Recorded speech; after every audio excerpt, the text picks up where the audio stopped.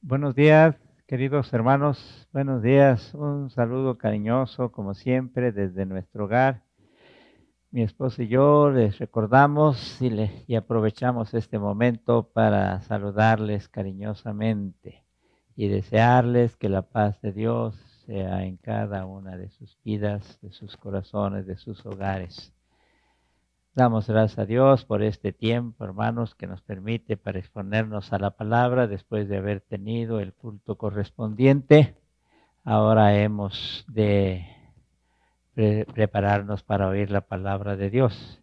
Antes quisiera enviarles un saludo cariñoso y una felicitación muy especial a todos los padres.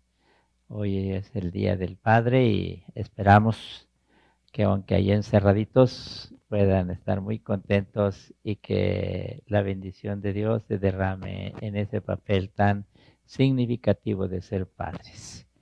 Vamos a orar, hermanos, vamos a orar. Padre Celestial, te damos muchas gracias porque a esta hora nos permites presentarnos delante de ti para glorificar tu santo nombre al presentar tu palabra, al presentar nuestros corazones como recipientes propicios de esta palabra tuya. Y así, Señor, podamos gozarnos en lo que tú nos dices, aunque sean verdades muy intensas, muy fuertes, y podamos, oh Dios, conforme a tu palabra, hacerlo conducente. Que tu Santo Espíritu nos favorezca con su asistencia y esta palabra tuya pueda quedar atesorada en cada corazón, en el nombre de Cristo Jesús. Amén. Amén, amén. Tenemos este pasaje ahora que hemos de predicar, ya las lecturas han de haber anticipado algo de esto, y me refiero al pasaje que ya les había anunciado el domingo pasado, el miércoles pasado, en relación a la segunda carta del apóstol San Pablo a los Corintios, en el capítulo 5 de los versículos 1 al 8 aproximadamente estaremos llegando ahí. Digo aproximadamente porque creo que el tiempo no nos favorece tanto, pero vamos a ver. Y quisiera, más que hacer aclaraciones, pedirles que recuerden ustedes lo que hemos expuesto antes. Y ahí es donde hemos de comprender por qué el título que se puso en los programas, que ustedes de seguro ya lo leyeron. Entre el creer y el ver está el foso de la muerte. Bueno, hoy vamos a hablar de la muerte, un tema que no gusta. Y qué bueno que lo hagamos de día y no de noche. Entre nuestro presente y la gloria venidera, vamos, entre nuestro presente y la gloria venidera está la muerte.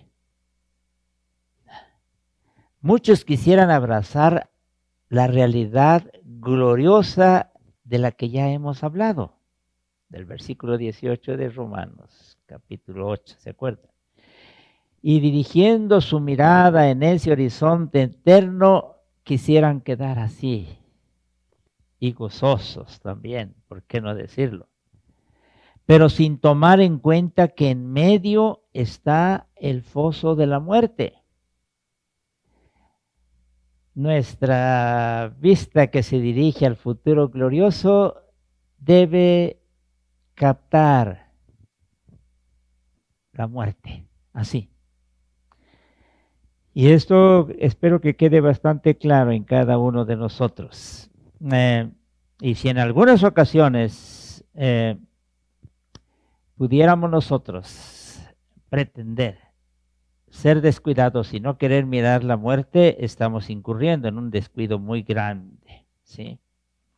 Y si en algunas ocasiones, les decía, son conscientes también de esta muerte, lo somos, basta quizá, este es lo triste, un ligero movimiento de cabeza para pretender pasar por alto la realidad de la muerte, como sucede frecuentemente en algunos casos.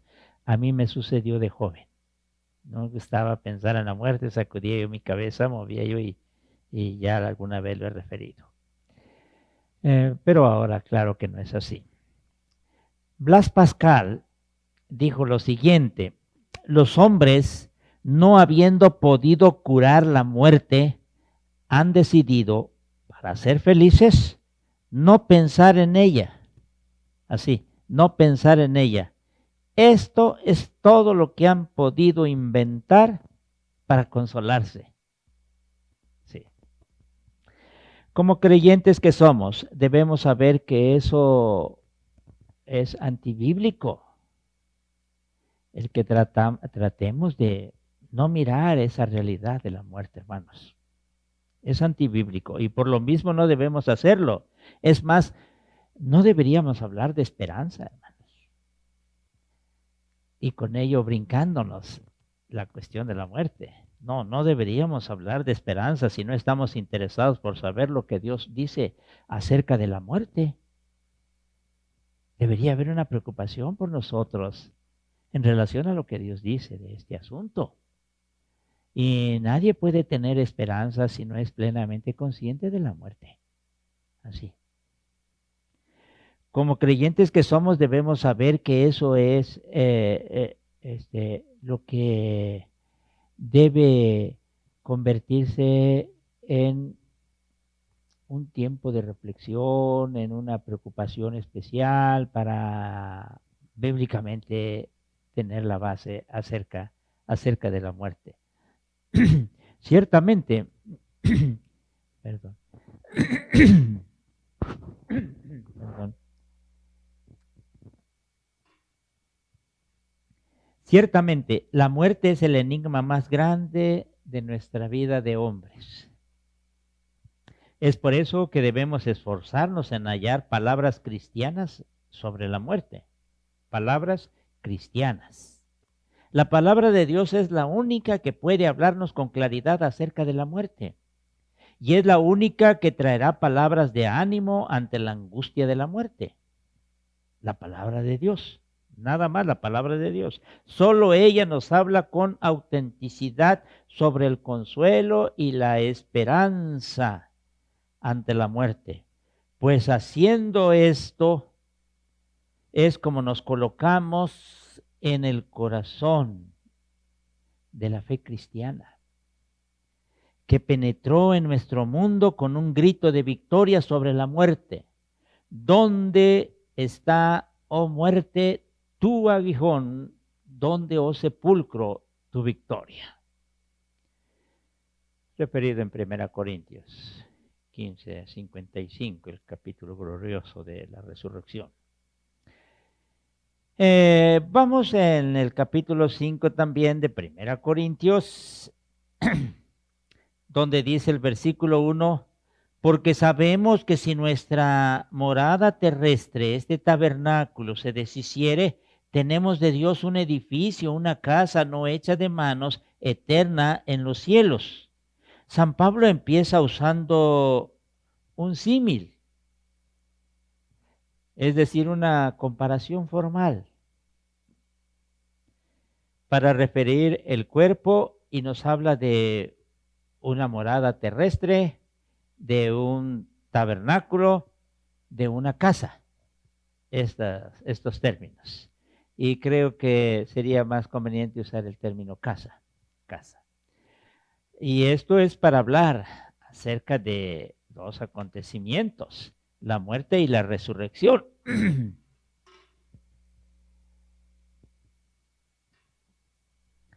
Nos dice que en esta vida habitamos en una casa frágil, no duradera. Sí, y se refiere a nuestro cuerpo. Pero la gloriosa verdad es que tenemos una casa eterna, no hecha de material humano y por lo tanto no es frágil, sino edificada por Dios mismo y por eso anhelamos esa habitación celeste. Debiéramos anhelar esa habitación celeste. A partir del versículo 2, aquí dice, y por esto también gemimos deseando ser revestidos de aquella nuestra habitación celestial. San Pablo empieza a hablar de la verdadera angustia de la muerte, a partir del versículo 2. Y para ello deja el símil de la casa y habla de otro símil que es el vestido. Y nos dice que lo que no queremos es tener que quitárnoslo. Lo que quisiéramos es ser revestidos o sobrevestidos. Poner el otro vestido en el vestido que ya tenemos. Y hacerlo inmediatamente. Con ese nuevo vestido que nos dice la palabra. Quedarnos desnudos nos asusta. Quisiéramos entrar en la nueva vida ahora mismo sin que medie nada y ser sobrevestidos con la nueva corporeidad. Sí, eso quisiéramos hacer. ¿Cómo fuese posible, diríamos, que nosotros estemos esperando en la gloria venidera, pero sin que tengamos que morir o pasar por esa experiencia tan difícil, tan horrible? Sí, pero eso es lo que hay dentro de nosotros. Y aunque no lo digamos con precisión, en realidad eso es lo que estamos diciendo. Nos da miedo morir, bajar hasta la nada de la muerte. Y eso es cierto, hermanos. Nos da miedo morir. Aquí no habla un valiente fanfarrón, lo que está presentando aquí este texto bíblico y que está escribiendo San Pablo. Aquí no habla un valiente fanfarrón, sino uno que se permite hablar abiertamente del miedo humano. Así como en otros lugares, tiempos y culturas. También aquí en nuestro México lindo y querido, más querido que lindo porque ya está afectándose mucho, se quiere simplificar la horrible experiencia de la muerte con una dosis de humorismo calavérico para sustituir la reflexión correcta y seria que debemos tener acerca de la muerte, sustituyéndolo por risas y diversión, pretendiendo en el fondo simplificar la experiencia tan grave de la muerte. El problema viene poco antes o en el momento preciso de morir. Y ahí se escapan las risas y la diversión. Y entra una cruda realidad. Esto es lo que Dios quiere, San Pablo quiere que nosotros como creyentes estemos preparados y conscientes de eso. Y no incurrir en esos descuidos o formas ingenuas de hablar acerca de la muerte. En cambio, y aquí estoy refiriendo a Conrad, en cambio la Biblia no parlotea sobre ella, sino que la toma en serio y es sincera ante la muerte. La Biblia puede ser sincera ante la muerte porque sabe más de ella, porque la comprende más profundamente que todos los intentos de los hombres por explicarla. Y solo así podemos llegar a lo específico de la fe cristiana. La muerte es paga por el pecado. Como lo han representado los jóvenes en el bautismo, ustedes se han de acordar, el Pentecostés pasado. La perturbación de nuestra relación con Dios es el origen de los múltiples trastornos y desarmonías de nuestra vida, hermanos.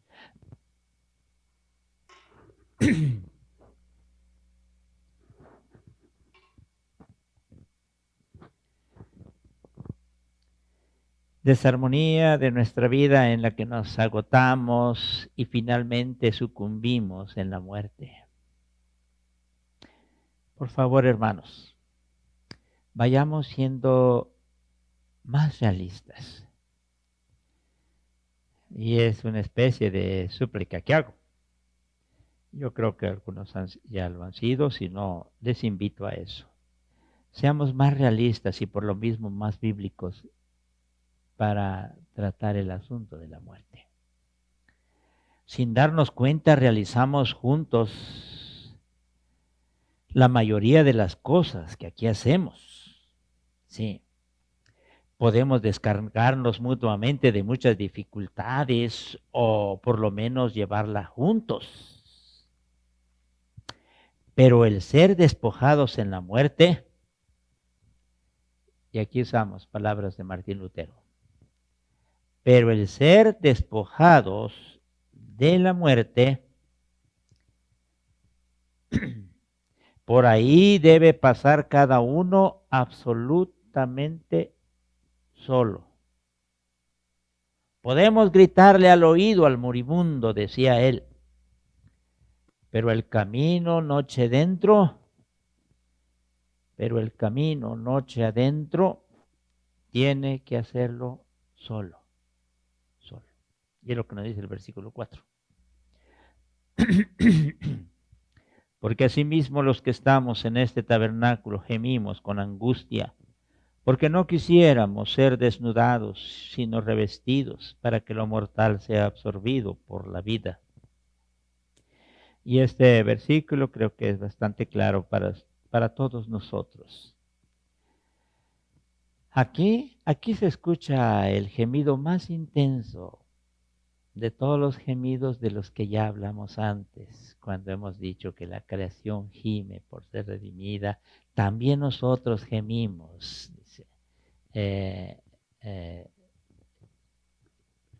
Romanos, y ya lo consideramos, ¿sí? Esos gemidos, pero aquí está el gemido más intenso, el gemido que brota en el mismo momento de la muerte o en la muerte.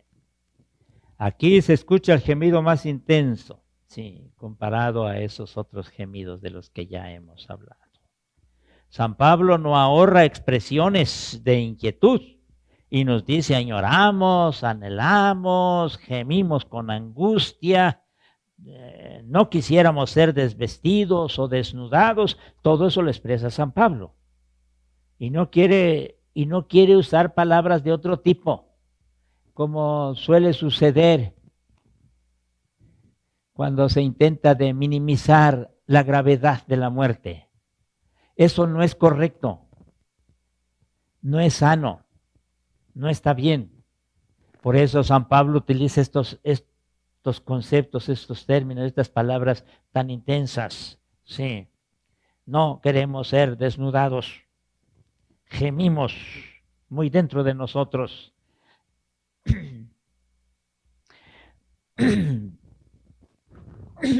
Perdona.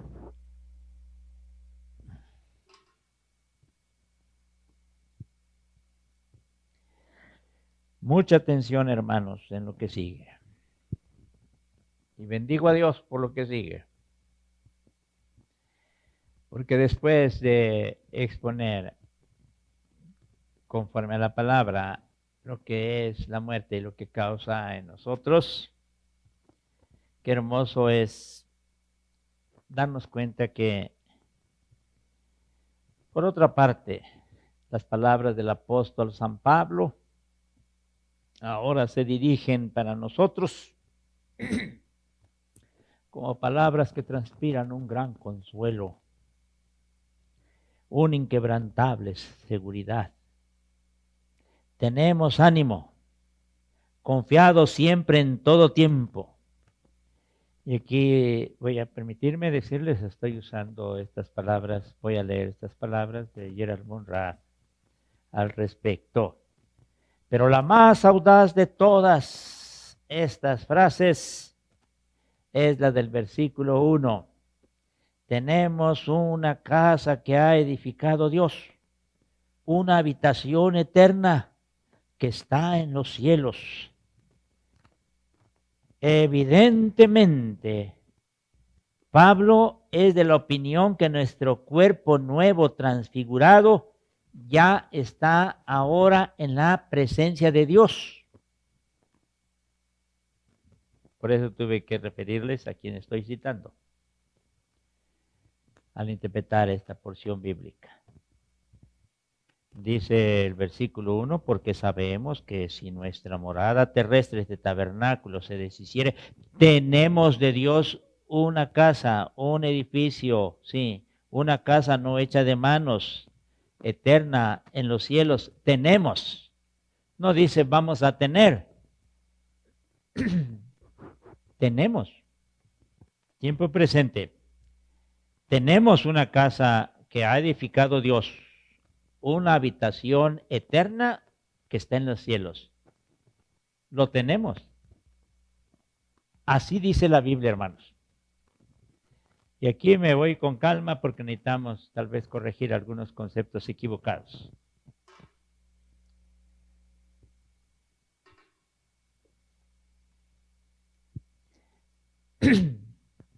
Evidentemente Pablo es de la opinión que nuestro cuerpo nuevo transfigurado ya está ahora en la presencia de Dios esperándonos. Qué misterio, hermanos. Pero la palabra lo dice. Qué misterio. Dios, sigue diciendo este hombre, Dios que nos ha dado misteriosamente una figura corporal para esta vida, no aniquilará su obra, ni la dejará perecer por insignificante, y se refiere a este cuerpo. Si Dios creó el hombre como un ser corporal, propia y específicamente corporal, no fue ningún juego, sino que tiene validez para la eternidad. Esto podemos afirmarlo con certeza. Y si en esta vida nos resulta difícil imaginar y expresar cuál sea el significado de corporeidad transformada, sin embargo, sí podemos.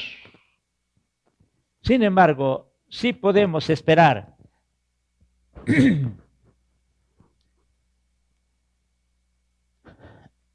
Consolados, podemos esperar en volver a ver y reconocer a quienes en esta vida hemos amado ya. Si bien de un modo incompleto e imperfecto, hemos de confiar, pues, en que será solo Dios el que transfigure nuestros cuerpos mortales. Mas el que nos hizo para esto mismo es Dios. El que nos hizo para esto mismo es Dios. O como se puede traducir, y el que nos ha destinado a esto es Dios. Y así dice el versículo 5. Mas el que nos hizo para esto mismo es Dios, quien nos ha dado las arras del Espíritu. Hemos de confiar pues en que será solo Dios el que transfigure nuestros cuerpos mortales. Todo está puesto en las manos de Dios y fuera de ella no hay otro apoyo para nuestra esperanza. Todo está en las manos de Dios. Dios es el único consuelo en la vida y en la muerte. Y como termina el Salmo 48 en el versículo 14, un versículo tan hermoso. Porque este Dios es Dios nuestro eternamente y para siempre. Él ha de guiarnos aún después de la muerte. Ya en el Antiguo Testamento vienen estas hermosas verdades. Si confiamos en este consuelo, aparece ante nosotros algo maravilloso y jamás esperado. El amargo deber morir se convierte en poder morir. Lo repito, el amargo deber morir se convierte en poder morir.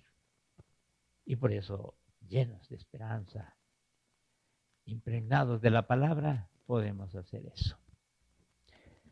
Ambos sentimientos, la pena y la angustia del deber morir y el inefable consuelo de poder pasar a una realización divina,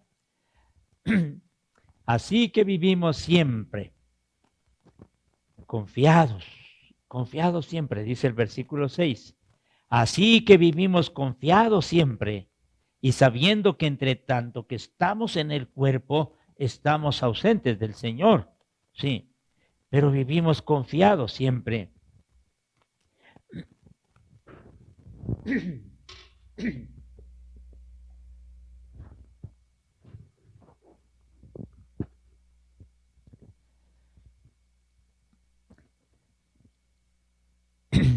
Hermanos, cuando llegamos a este punto, yo creo que todos nosotros debiéramos dar gracias a Dios, porque si el dolor más grande y profundo es la experiencia de la muerte, Dios gusta expresar sus palabras maravillosas de consuelo, de fortaleza, de ánimo, y entonces sí nos permite ver más adelante la muerte, sí, pero más allá de la muerte, la gloria, una gloria en la que vamos a ser partícipes, pero ya con una corporeidad transformada, con un cuerpo transformado, sí, con nuestro cuerpo, pero transformado.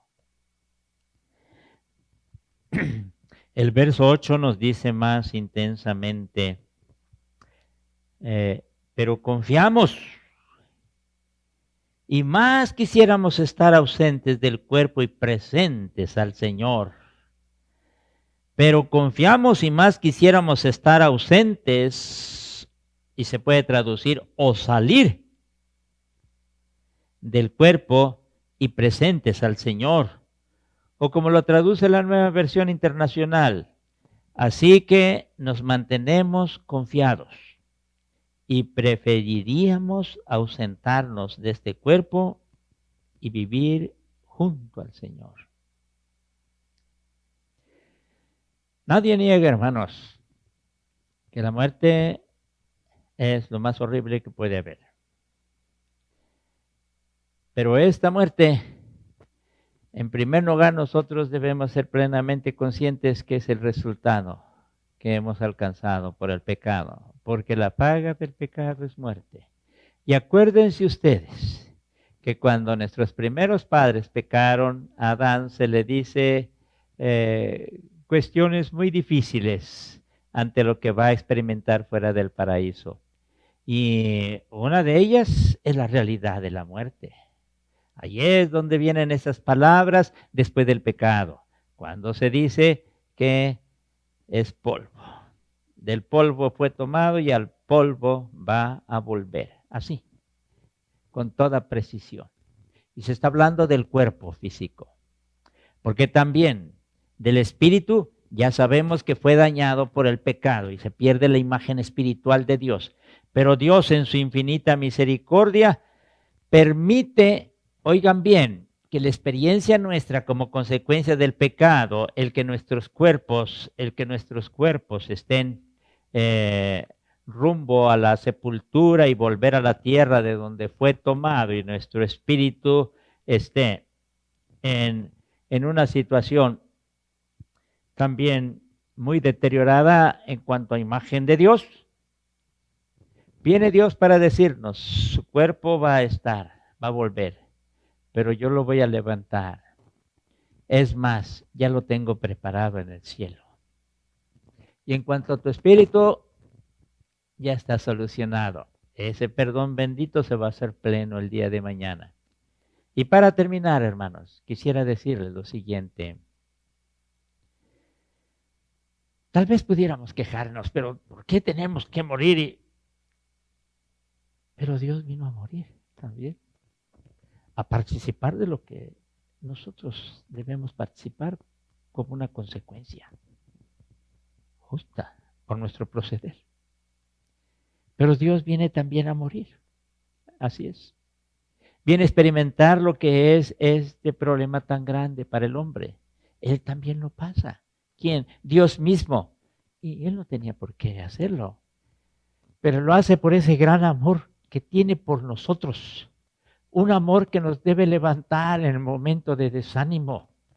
Y en la proximidad de la muerte poder ver a un Dios de amor que vino a morir también. Y experimentó eso nuestro.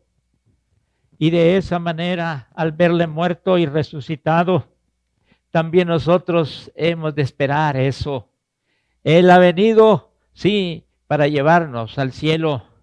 Necesario es que pasemos por ese túnel oscuro, pero ya viendo una claridad gloriosa de la eternidad.